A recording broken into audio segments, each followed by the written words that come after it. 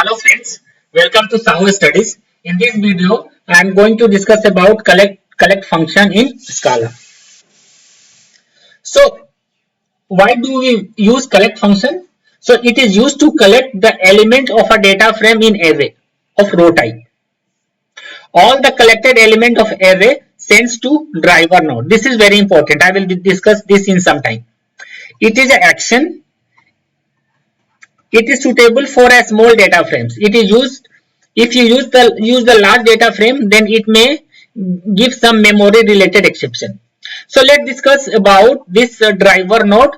Whenever you are going to use the collect function over a data frame, so what it will going to do, it will convert all the elements in an array and send to the driver.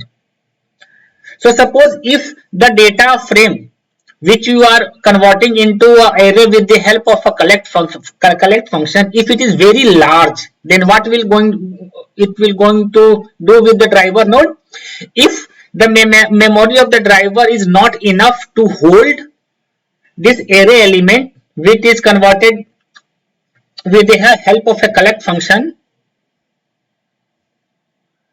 then it will going to give a memory related exception. Sometimes it will going to give you memory out of exception, because this the array which is getting created by with a large data frame with the help of a collect function. If it is very huge, then this driver node will not able to hold those data and the out of memory related exception will going to occur.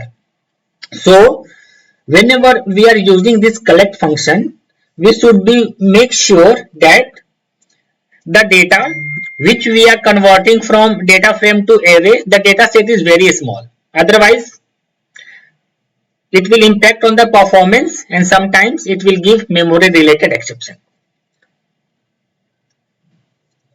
So let's do this exercise, right? So what I'm just doing in this exercise, I'm just importing all the required variable, creating the custom schema with the help of a struct type and the struct field, right? You can see here, this we have discussed multiple times, but for the learning purpose, I am just using same sets of code so that you can understand better. Here, I am just creating one variable which going to store the data, which is going to store the address of the CSV file which we are going to read. We are reading the CSV file with the help of a read.csv function by supplying this path which has the address of the data CSV file. Let's create this data frame. Once the data frame gets created, so what we are going to do, we are just selecting this AP name column and converting it into a array. And once this array is getting created, so we are running for each command to see each and every value which is present in that array. So till here, creation of the data frame by reading the CSV file, I will going to copy it from one of my previous videos and I will just show you how this collect function is going to work. So let's go to the Databricks.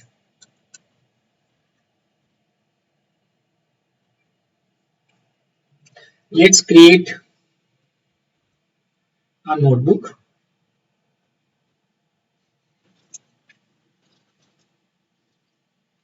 Name this notebook as collect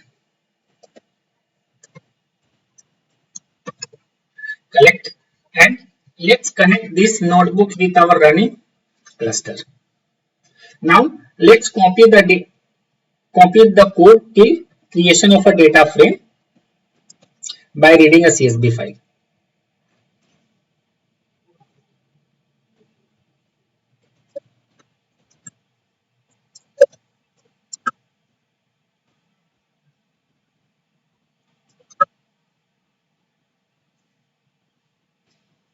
This will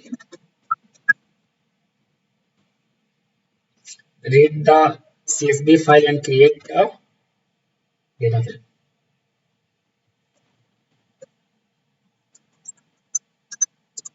Let's run this code one by one. all the required libraries are available in this notebook. Let's create this custom schema. Custom schema has been defined successfully. Let's read this notebook and create a data frame. This data frame has been created successfully. Let's see the content.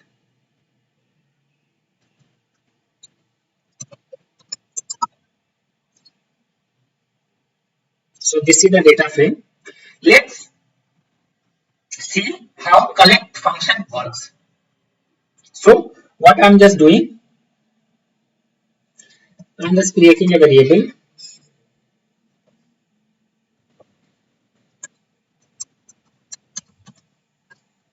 collect data, and on top of this data frame I am selecting which column I am selecting. I am selecting AP underscore name and calling this collect function.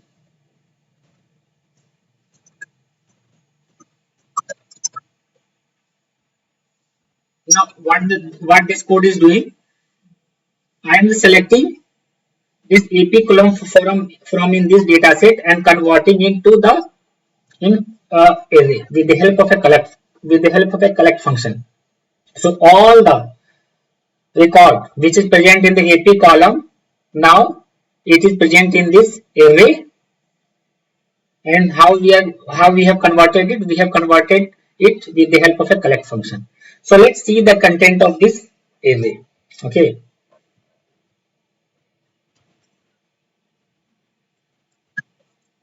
Just run for each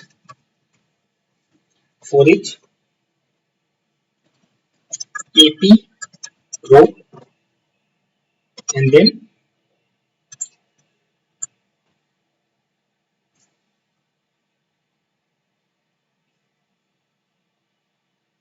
this middle bracket, and then what we are doing, let's create a variable AP underscore name, and how we are going to populate this variable. We are going to populate this variable from here, AP row dot get string which is present at the 0th position. And then what we are doing, we are just printing with the help of a print function. What we are printing AP name. Let's run it. Okay, so AP name dot AP rows. Okay, what the mistake I'm just doing here?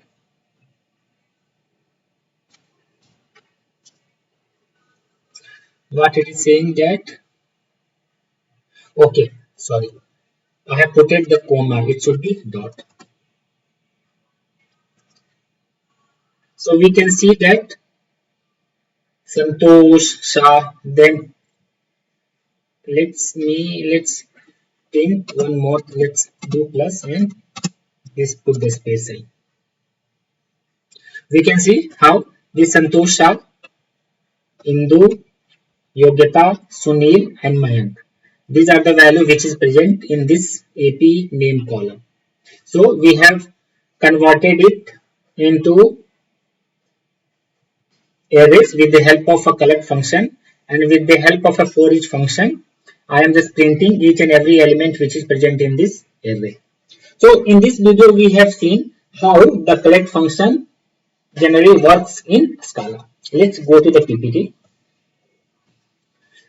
Thank you. If you like content of my video, then please subscribe my channel, like it, comment on it and press the bell icon to get notification whenever I add videos.